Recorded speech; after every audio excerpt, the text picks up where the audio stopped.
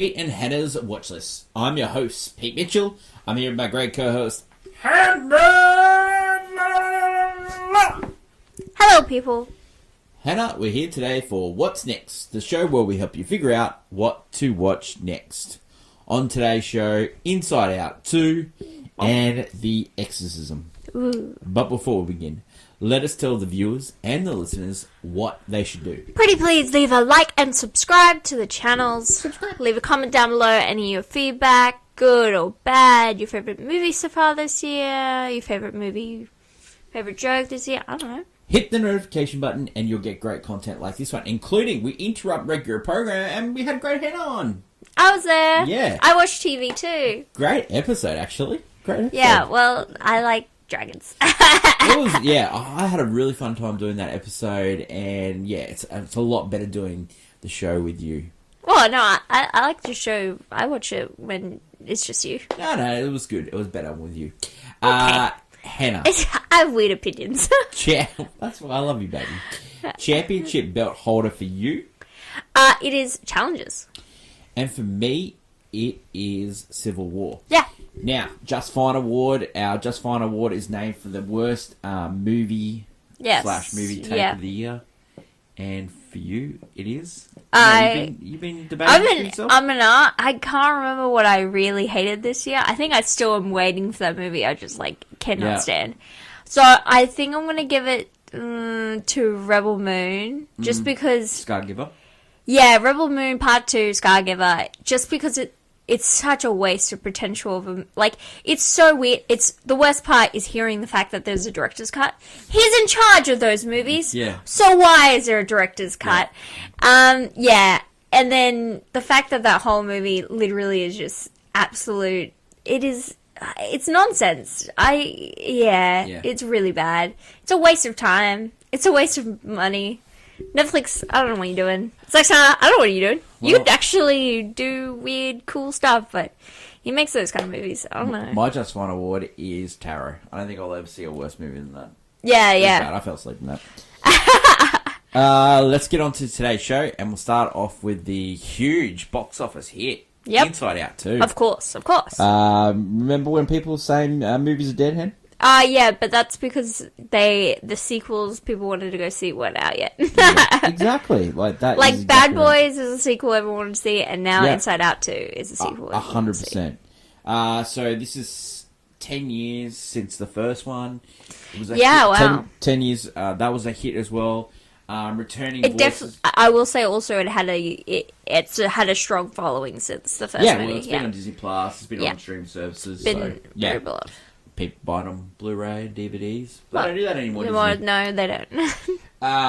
So stars Amy Poehler, but the original stars Bill Hader and Minnie Keeley, who were Fear and Disgust. They did not make a return. Yeah, no. They got lowballed and they decided that we're worth more. I will say there's a lot more of a cast here because we've introduced new characters and new voices. Yeah, so. We've introduced Maya Hawke. Maya Hawke, who plays Anxiety. Just Ayo Adebayo, who plays Envy.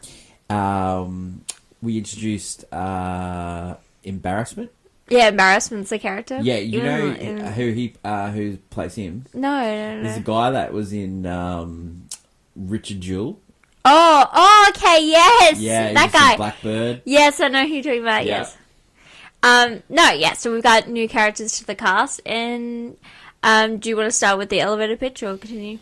Yeah, their pitch. So everything's going really well. Riley, the character Riley, Riley's going really well. She looks like she's going to make a ice hockey camp. Yeah, and she's going to everything's going good. And puberty hits. Yeah, puberty hits. She's a teenager now. So she, new emotions come by. Yeah.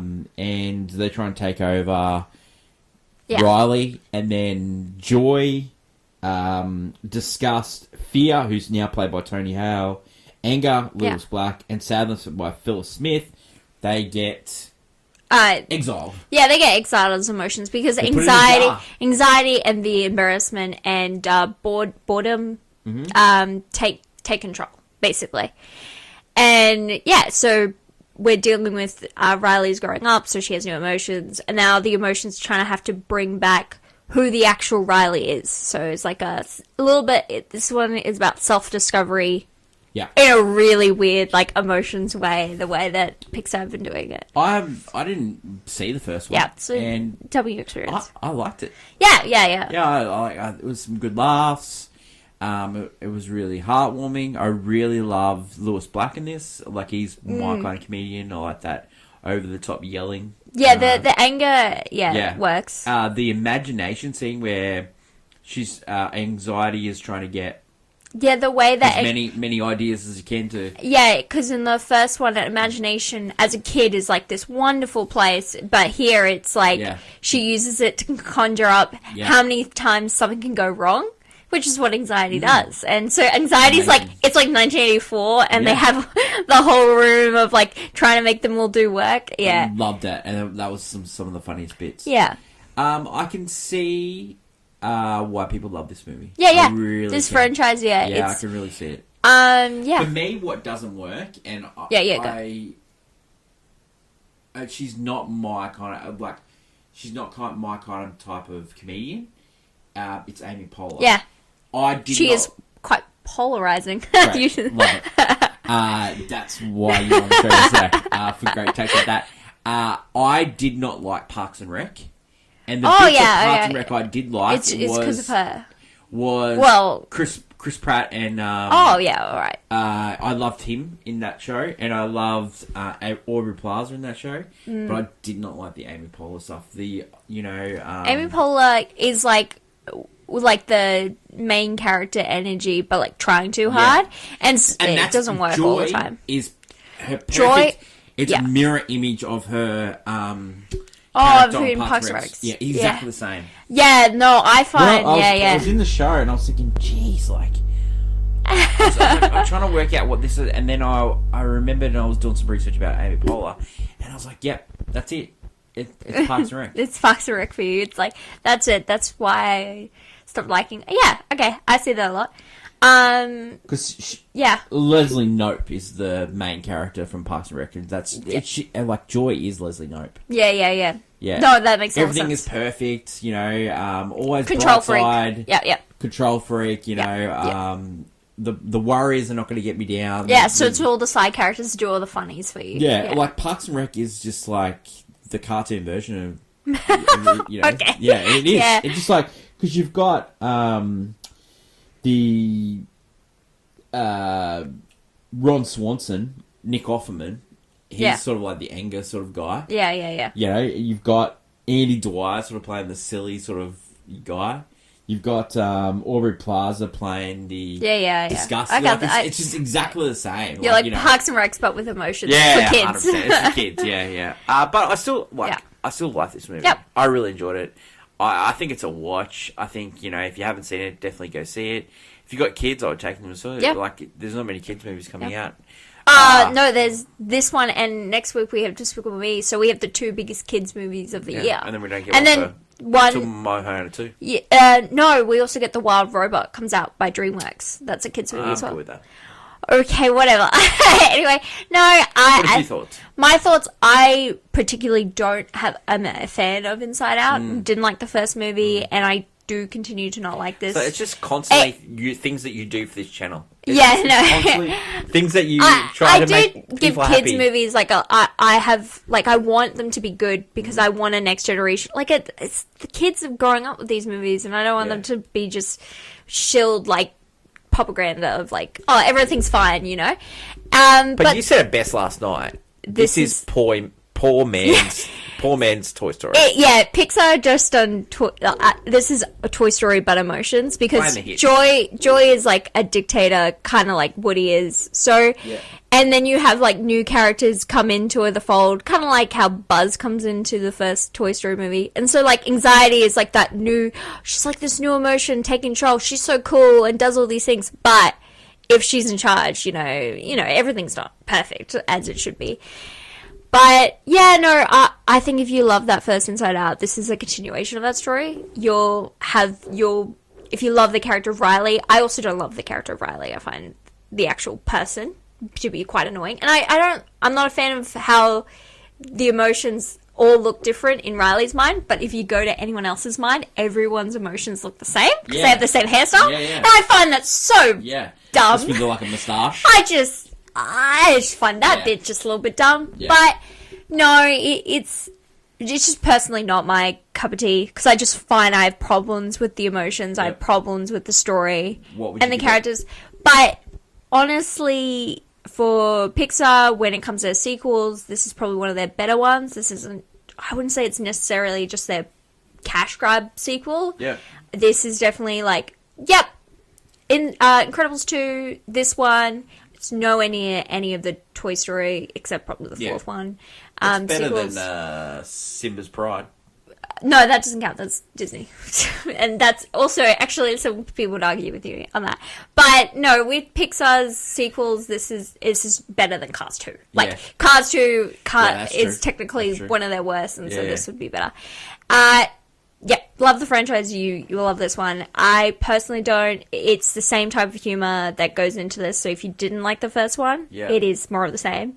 The only thing I found really enjoyable was just references they made to, like, there's this Toodles, like the pouchy character that's referencing like Mickey Mouse, or like even her, like even when you're growing up, like she had like a crush on like a video game character. I'm like, that's normal. That makes sense. Yeah, so for me, no, but I think it's definitely still in golf clap territory. Yeah, it's golf because it is, again, solid, middling Pixar. Yeah, like, Pixar's still doing great. Yeah. Like, everyone's going to love this one. Yeah. Kids are going to enjoy it. There's a lot of fun. Animated movies have been going around since, 1920, and, there's always one. Some of them have... some have not been great, amazing. Some have been awesome. This one is just popcorn middle of the road. Fodder. Yeah, like if you're going to enjoy it, it's Pixar. Like if you like Pixar, and if you're a kid of like 8 to 10, this is probably I would say younger than that. This is probably going to be your favorite movie of all time. Like we were that type of kids where the sequel of movies, a la Batman Returns. But a Batman Returns is like badass. It's psychotic. This is more like, oh my god, she's a teenage. No, you know what? If you don't like secondhand embarrassment or cringe, there are so much moments in this movie where Riley does stuff because of the emotions doing stuff to her that you're like, oh my god, I cannot be here anymore. I enjoyed embarrassment. But it works. By Paul Walter Hauser. But even anxiety. I loved him. Even when the emotions were touching Riley was saying stuff, and I was just like, "Oh god, get away! Stop talking!" Yeah. No, it was one of those movies. So if you do get a lot of secondhand embarrassment, it is definitely from this movie. Inside Out 2 is in cinemas all around the world. It's a golf clap. It's a watch. Enjoy it for yourself if you want. People just calm down. Like, cinema's back. It's $155 million. Wow, it's whoop-de-doo. Yeah, we don't care. It's a Pixar sequel. Don't care about but box office and budgets. Just go see movies, And like, look at this. People wanted to see this movie and they went out and saw it. So just make movies that people want to go see. Yeah. Simple as that. Next movie. Oh, this is a movie I wanted to see. Yes. The Exorcism. Now, the elevated pitch for this movie. It's based on an actor that is trying to get a role in a remake of The Exorcist. Now, they do not mention The Exorcist because they don't have the rights to it. No, it's not. Also, it's like faux Exorcist. Yeah, and so because they go, even when they were talking about the movie, they don't even say it. They do discuss the fact that, things go wrong on a set, kind of like The Omen or The Exorcist. But they didn't say The Exorcist when they said that. They said The Omen. They said The Omen. Or the other one. Yeah. But they didn't say Exorcist. Because there's one character that's getting, saged, and they're like, I'm not taking any chances. And I was like... What about a cast, though? It's got Russell Crowe. Russell Crowe plays, David Hyde Pierce. Yes. From Frasier. Playing Niles. Yeah, exactly. Sam Worthington's in this. Yes. There's also... Hannah, there's this good one in there for you. Yeah, you're gonna... Samantha Mathers. Yes. Who played the president's assistant in American President.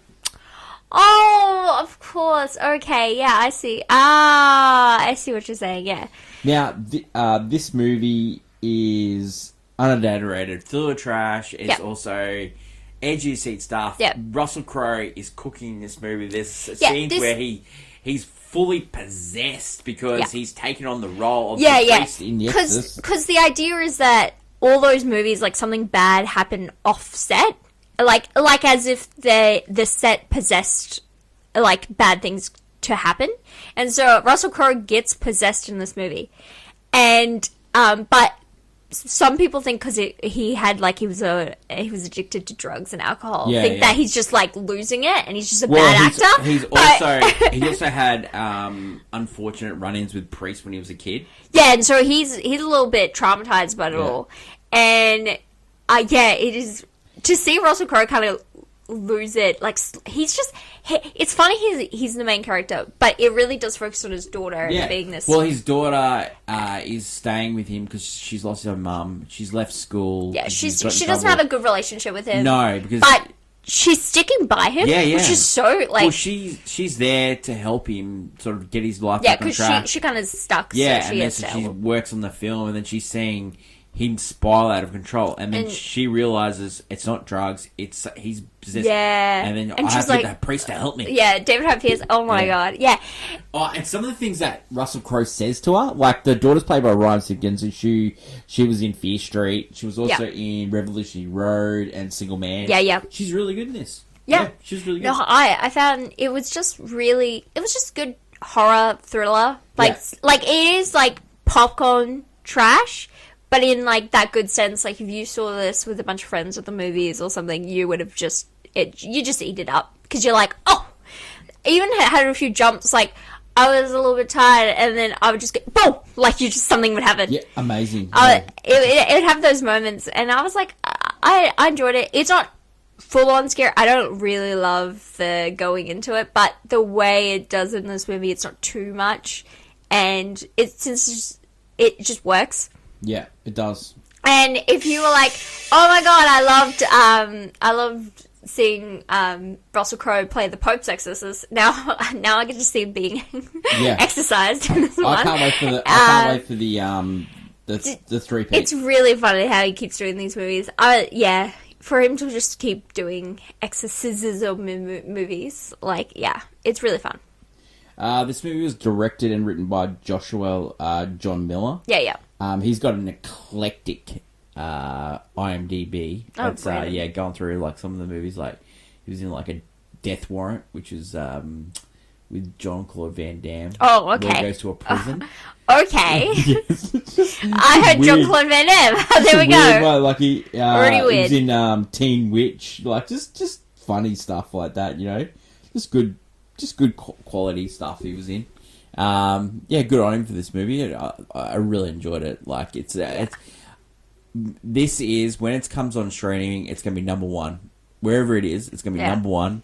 And but I think like it's a perfect. This is if this had the title Blumhouse before it, like everyone would be seeing this movie. Yeah, I think it's one of those just solid horror movies. I love what Russell Crowe's doing in his career. He's just having fun. Yeah, I reckon he's either behind like some sort of desk, helping someone, or he's like full on becoming full on with ghosts and goblins. Yeah. Possessed by the devil. For me, this is the definition I play on my phone. Yep, 100%. I love these movies. Yep, I love them, and I love Russell Crowe. He just never gets old, in my opinion. He just never gets old. Never gets old. That is it for today's show. Yeah. Pretty good. Yeah, I enjoyed. Pretty good. Pretty good. Tomorrow on Movie News, Hannah brings the clickbait. She also brings the movie news and clickbait headlines. This week on We Interrupt regular program, we can listen to that. Hannah was on the episode. It's got a great recap of House of Dragons. It also has a great recap of Presumed Innocent, which is a remake of a television show, but don't be fooled, it's great. It's great. This week on AFI Top 100 is Shawshank Redemption. Yes. That should be good. Redeeming. Yeah, Morgan Freeman, yeah. Oh, Andy. Yeah. I don't know. It's gonna be great. It's gonna be great. So many Morgan Freemans. So many Morgan Freemans. So many. So many. Oh, Andy. We just narrate the whole podcast. Yeah, it's going to be awesome. So if you're looking forward to that should be Friday. And we'll have the usual, can you guess the movie answer for this week. And you also have Championship Belt Holder and Blockbuster. Awesome. That is my lovely co-host, Hannah. Long live cinema. Until we meet again, it's bye for now. Bye.